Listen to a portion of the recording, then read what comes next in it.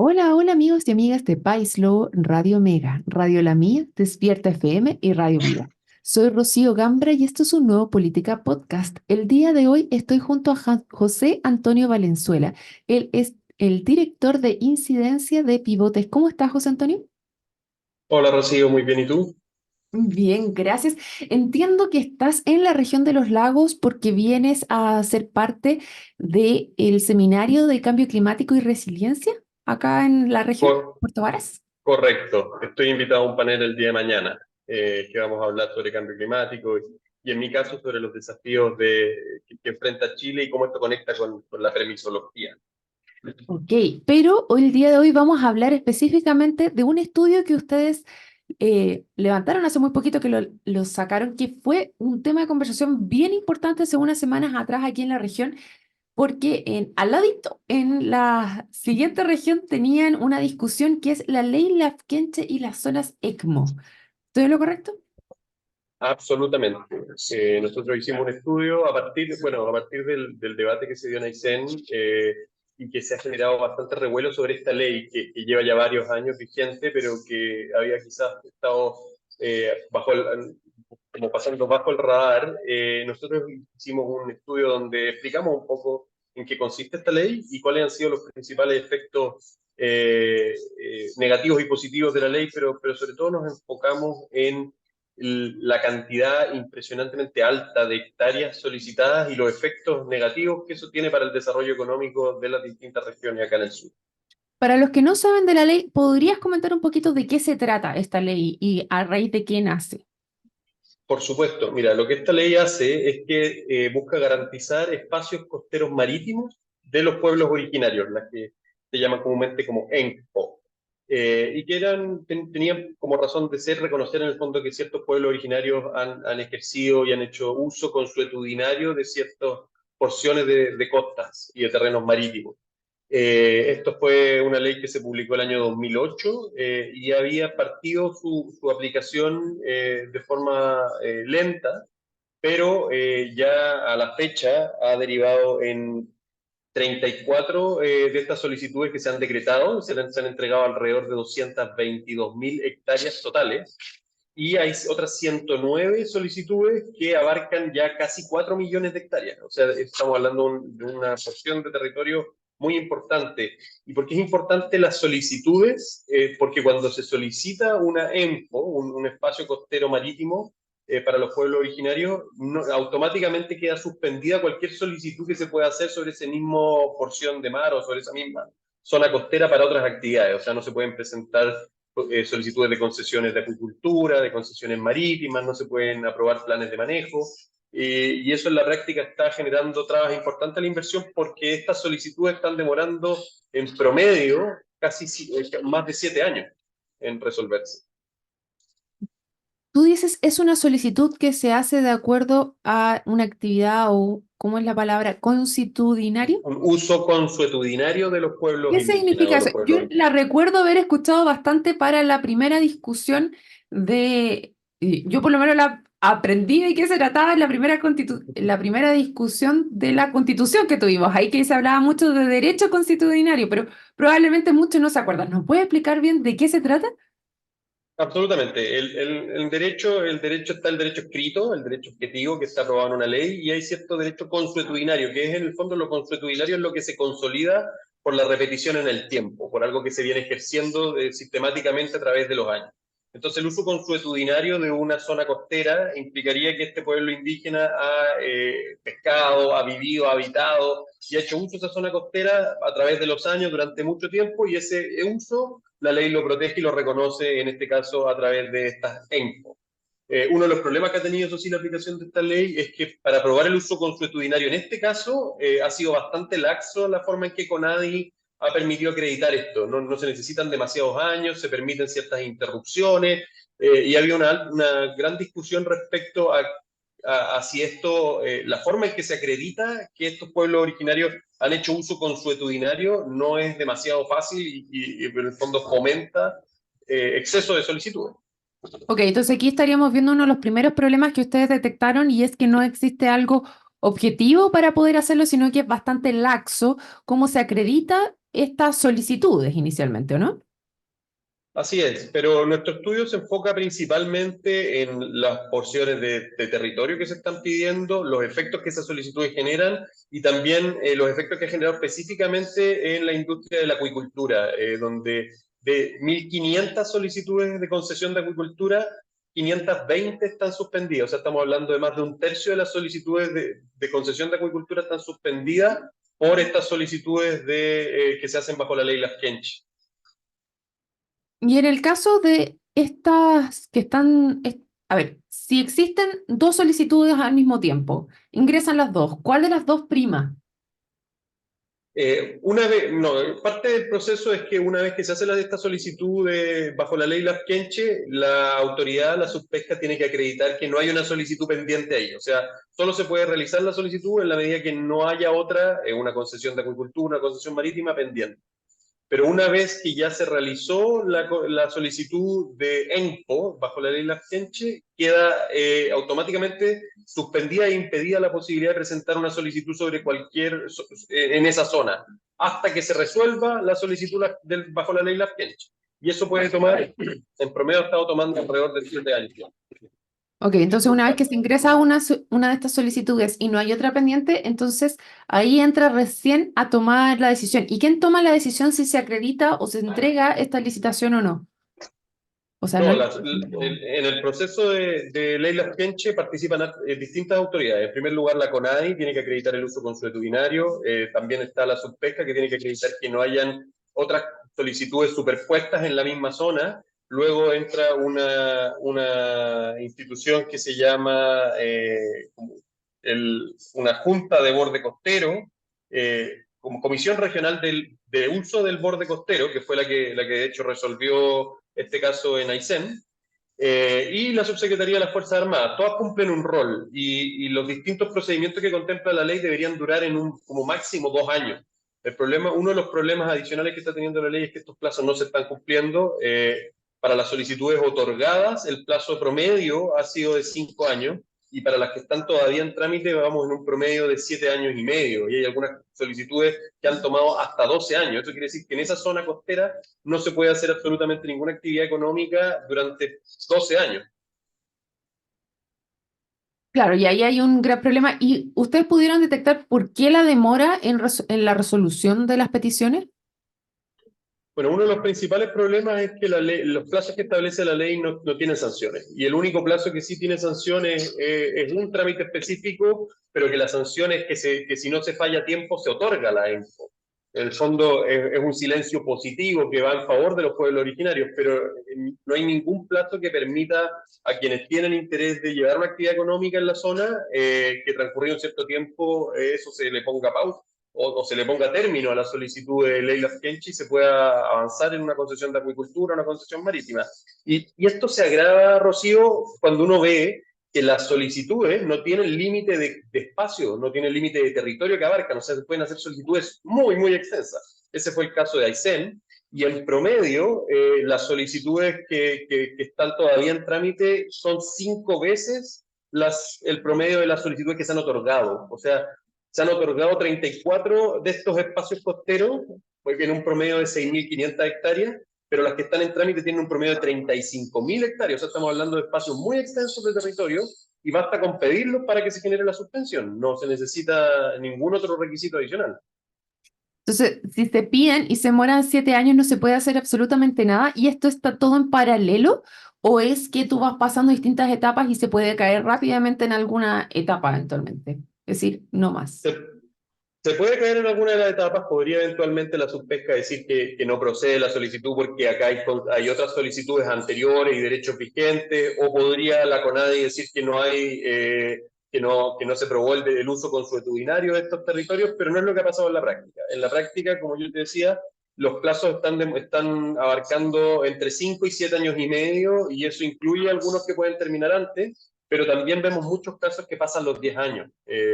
Y ha sido, el impacto que ha tenido es bastante grande. O sea, como yo te decía, que el 35% de las solicitudes de concesiones de acuicultura están suspendidas. En el caso de esta región, de la región de los lagos, el número es un 75%. O sea, 3 de cada 4 solicitudes de concesión en la región de los lagos están suspendidas por esta ley Las Peñas. Bueno, y esto se agrava más con lo otro que se estaba conversando de impedir entregar nuevas licitaciones también en zona, en reservas, ¿o no? Entonces, acá estás con una dificultad de territorio muy grande para poder Es seguir esa correcto. industria.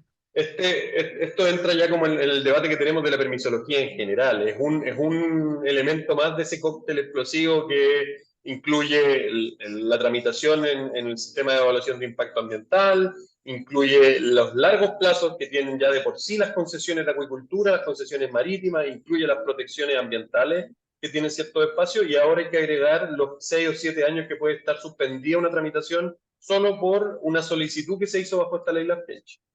¿Y cómo ves tú que se podría destrabar todo este problema? Mira, nosotros creemos que no es tan complejo. Probablemente esta es una ley que estaba muy bien orientada, que tenía una razón de ser y se esperaba que operara de una cierta manera que en la práctica no ha sido como operado. Quizás porque los incentivos que genera la misma ley es a pedir excesos de territorio y y en el fondo no castiga las solicitudes que no tienen razón de ser o que no están justificadas. Una forma muy práctica de reducir el impacto que tiene esta norma es que se cumplan los plazos. Eso de partida. Porque acá estamos hablando que la ley establece plazos de alrededor de un año que se podrían extender a un año adicional en los casos en que se otorga la solicitud. Pero en los casos de solicitudes rechazadas, como hay muchos, no debería durar más de un año y está durando más de 7. Un segundo punto sería que moderemos el efecto que tiene una solicitud. Hay pocas solicitudes que tengan un impacto tan grande en la prohibición de realizar otras actividades económicas.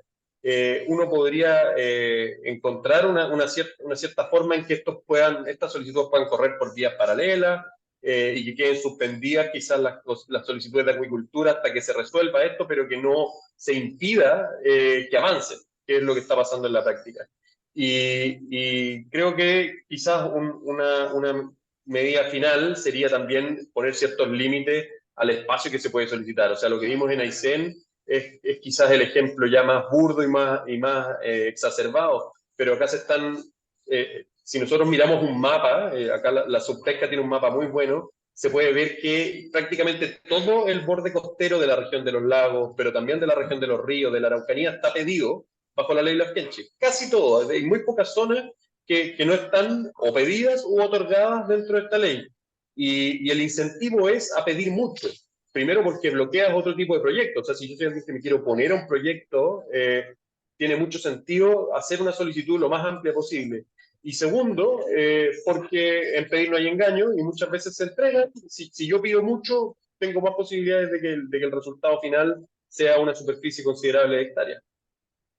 Entonces, aquí hay un gran problema porque si casi todo está pedido, no tendríamos posibilidad de nuevas inversiones a nivel local. Están muy restringidas, al menos en términos de acuicultura, de puertos, concesiones marítimas, los puertos requieren concesiones marítimas, y para la aprobación de planes de manejo nuevos, están muy restringidos y esto está siendo un obstáculo importante al desarrollo de la zona sur. Pues Antonio, ¿tú pudiste ver qué impacto o qué efecto tuvieron aquellas zonas que ya han sido entregadas? Porque tú me mencionabas que habían algunas zonas que ya se entregó esa concesión y que están vigentes. ¿Se ha visto cuál ha sido el impacto de aquellas que ya se han otorgado?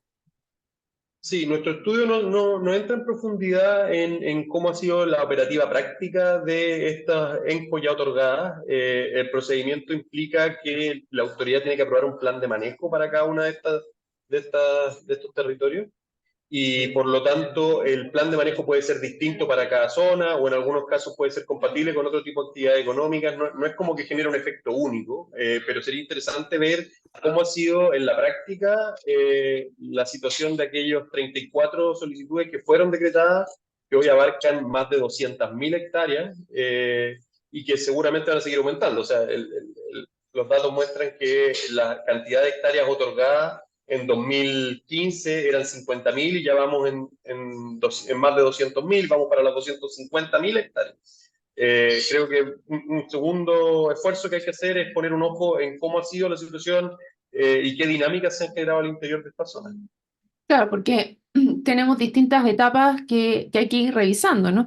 Una es cómo se solicitan estas zonas, efectivamente, cuánto te están demorando, qué es lo que ustedes vieron, cuánto se están demorando en efectivamente otorgarlas, cómo está eso generando una baja en la inversión y después una vez que ya son otorgadas, cuál es el efecto real que se están generando y quizás sería interesante poder revisarlo también porque sabemos que hay varias que ya se otorgaron y aquí en la región de los lagos, yo sé que en San Juan de la Costa existe una zona que efectivamente se otorgó ya bajo esta ley.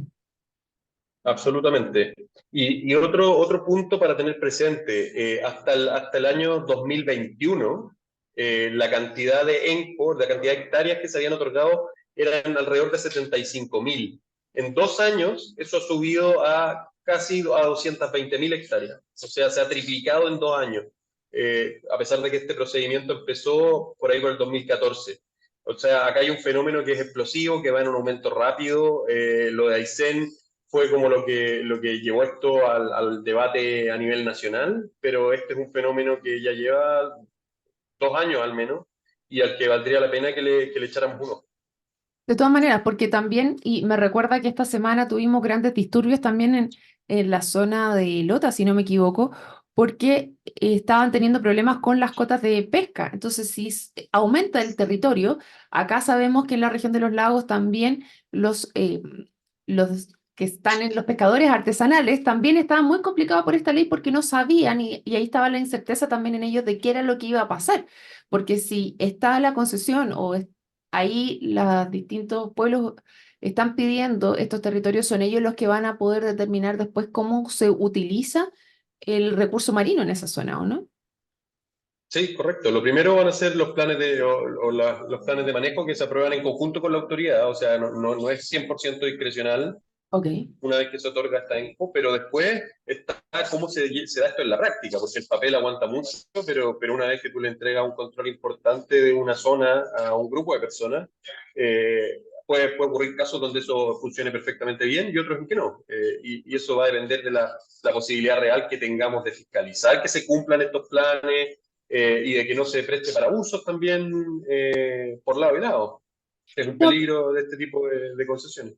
porque pensé, me entro en el conflicto finalmente, porque si siempre es utilizado de cierta manera para cierto grupo de personas que están ahí, es eso lo que se está otorgando y uno tendería a pensar que efectivamente están haciendo un manejo más sustentable del lugar, pero no necesariamente puede pasar esa condición. Y si es así, ¿cómo se estaba dando a nivel nacional, que ya tenían ciertas cuotas de pesca, por ejemplo, que ya se estaban utilizando en esa zona, esas quedarían invalidadas, se hace ese conjunto, existe la capacidad de estos pueblos o estas familias que están pidiendo esos territorios de poder monitorear cómo se están llevando adelante, porque si son solamente ellos los que van a escogerse, tienen que mantener la forma en la cual fue, había sido explotado el recurso, por ejemplo, anteriormente, se tiene que mantener lo que había, se cambia, es a discrecionalidad. Tú me dices ahora, esto se conversa antes, pero ¿quién fiscaliza después que esto se siga manteniendo?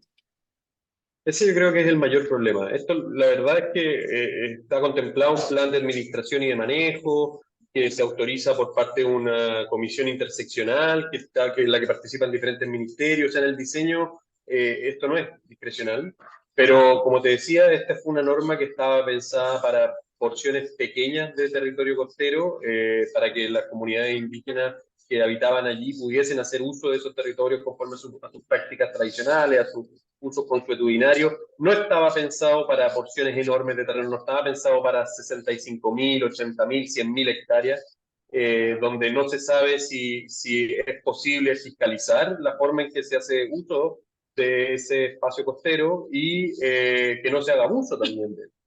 Eso yo creo que Lo que faltó fue acotar el territorio que se estaba solicitando. o sea, la normativa no establece ningún límite de la cantidad de territorio que se puede solicitar ni la que se puede decretar. Va a depender de cómo se pruebe ante CONADI que estos pueblos originarios hicieron uso consuetudinario de estos territorios y como te decía, la forma en que se ha hecho hasta el momento ha sido extremadamente laxa. Por lo tanto, esto ha dado pie a que las solicitudes son por decenas de miles de hectáreas y que muchas veces las que se otorgan también lo son. Y a grupos pequeños de pueblo originario no estamos hablando de cientos de miles, sino que estamos hablando de algunos cientos de personas, y la posibilidad real que hay de fiscalizar eso y el cumplimiento de estos planes de administración, yo creo que es baja. Y no me parece que a nivel de discusión de política pública hayamos estado poniendo el ojo ahí. Eso mismo te quería preguntar ahora. Les recuerdo que estoy hablando con José Antonio Valenzuela, director de incidencias de Pivote. Tú decías, dentro de la discusión pública no estamos poniendo el ojo ahí. Esto, ya que es una ley, debiera ser modificado a nivel de Congreso, ¿no es así? Y justamente te quería preguntar eso. ¿Se está conversando de acuerdo a lo que tú recabaste? Yo entiendo que el estudio está dado por cuál ha sido la incidencia de esta ley en general, pero ¿tú sabes de alguna conversación que te esté llevando a cabo en este minuto en el Congreso referente a poder mejorar, poder ajustar la ley para que cumpla el espíritu con el que fue escrita? Sí, yo tengo entendido que sí. O sea, este es un tema que agarró un revuelo y una relevancia nacional reciente, pero ha sido tema acá en la región y en general en la zona sur desde hace mucho tiempo. Yo entiendo que hay proyectos de ley ya ingresados en el Congreso. Ahora, es fácil ingresar un proyecto de ley, no es fácil lograr que se muevan y que avancen, pero han sido distintos los gremios, no solo el acuícola o el salmonero, sino que también, como tú decías, los gremios pesqueros, pescadores artesanales, son muchos quienes han alertado sobre el uso irracional que se le ha estado dando a esta normativa. Hay proyectos de ley, como te decía, yo entiendo que hay muchos asuntos que se pueden corregir por vía reglamentaria también. Acá hay un reglamento que regula esta ley, que lo puede modificar el Ejecutivo directamente, y que podría, por ejemplo, corregir problemas como el incumplimiento de los plazos. Bastaría con que los plazos se cumplieran para acotar en gran medida el problema que se está generando por las suspensiones y pasar de suspensiones de 7 años a suspensiones de un año. Entonces acá no todo pasa por el Congreso, también hay cosas que se pueden hacer a nivel del Ejecutivo, pero lo importante es que entendamos la dimensión del problema. Y la dimensión del problema es que en la región de los lagos el 75% de las concesiones de acuicultura están paralizadas por esta ley. No, tremendo lo que señala. 75% de las concesiones están paralizadas, o sea, de la inversión referente a poder traer nuevas inversiones, nuevas formas de trabajo, estarían paradas solamente por esta ley. ¿Y eso lleva cuánto Absolutamente. tiempo finalmente? Porque estamos hablando de hasta 7 años de concesiones que no, o sea, de suspensiones y que no se puede llevar adelante estos proyectos. Y el dato de los tiempos lo tenemos a nivel nacional, y a Ujú. nivel nacional es 7 años y medio. 7 años y medio, o sea, una persona o un inversionista que pidió una concesión de acuicultura al inicio de la tramitación de una expo puede tener que esperar 7 años y medio antes de que recién tenga derecho a que esto empiece a avanzar. Porque después hay una serie de complejidades del proceso de una concesión de acuicultura que alargan los plazos. No son solo 7 años y medio, pero estos 7 años y medio son muy fácilmente evitables. Y claro, tú has tenido posibilidad de conversar con el gobernador Vallespín para saber si está haciendo algún lobby, algo por el estilo, alguna gestión para poder disminuir y mejorar los plazos finalmente, que es, tú señalas que sería lo más prudente y lo más rápido para poder hacer y que pudiéramos tener mayor inversión a nivel regional. No he podido conversar con el gobernador, sé que va a ser uno de los expositores en este seminario en el que yo estoy invitado a presentar, así que espero que ahí se presente la oportunidad que podamos conversar sobre este tema, que es tan importante para la región y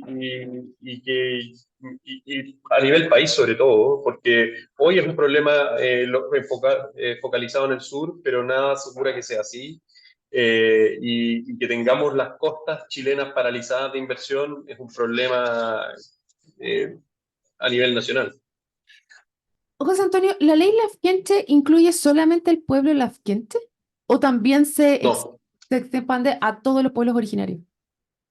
cualquier pueblo originario. Se llama así, la verdad que ese no es el nombre real de la ley, ese es como el nombre de fantasía que quedó, pero cualquier pueblo originario que pueda aprobar un uso consuetudinario de zonas costeras puede hacer la solicitud y puede obtener una declaración. Ya, entonces esto es bastante más amplio y es muy interesante y porque llama al gobernador, siendo él acá una de las figuras más importantes que tenemos para poder hacer presión sobre el Ejecutivo para que pudiera avanzar, porque los otros serían los senadores que quizás pudieran generar un cambio o que es en el reglamento para avanzar en esta permisología. José Antonio, se nos está acabando el tiempo, te dejo unos minutos finales para que puedas dirigirte a nuestra audiencia. Sí, yo creo que sobre todo el llamado es a que por los dos lados, ¿no? Por la permisología y también respecto al sector mismo de la acuicultura, podamos avanzar. La verdad es que la acuicultura el año 2023 fue la primera exportación no minera del país. Y creo que hay muchas veces un cierto complejo en decir de forma decidida que queremos avanzar en hacer crecer la industria. Ese complejo no lo ha tenido Noruega, por ejemplo, un país con altísimos estándares ambientales, pero que tomó la decisión de quintuplicar su producción de salmones en el corto plazo. Mientras tanto, nosotros tenemos el nivel de concesiones está bajando sistemáticamente todos los años. La ley Lafkench es uno más de los frenos que está impidiendo crecer a esta industria y otras. Y el llamado es a que le tomemos el peso y a que nos hagamos cargo del problema porque eso se traduce en calidad de vida de su gente, de las personas que viven acá en la región. Y si no se hace nada, puede que cuando por fin nos decidamos hacer algo ya sea demasiado tarde. Entonces hay que tomarse en serio el problema y hay que tomar acciones decididas para revertir la situación de estancamiento que estamos. Perfecto, Y bueno. nosotros, sobre ese tema de la industria de la agricultura en particular, tenemos un estudio también muy interesante que complementa lo que conversamos aquí y que está en la página web de Pivotes, en pivotes.cl. ¿Cómo se llama el estudio, José Antonio? Se llama una radiografía de... A ver, espérame. Una radiografía de la salmonicultura chilena. Está publicado en la página web de Pivotes en la sección Evidencia. Y mostramos un poco la situación de estancamiento que vive la industria y cómo el principal competidor chileno, que es Noruega, está haciendo exactamente lo contrario. Cada año crecen sus concesiones de acuicultura y pretenden multiplicar su industria y su producción.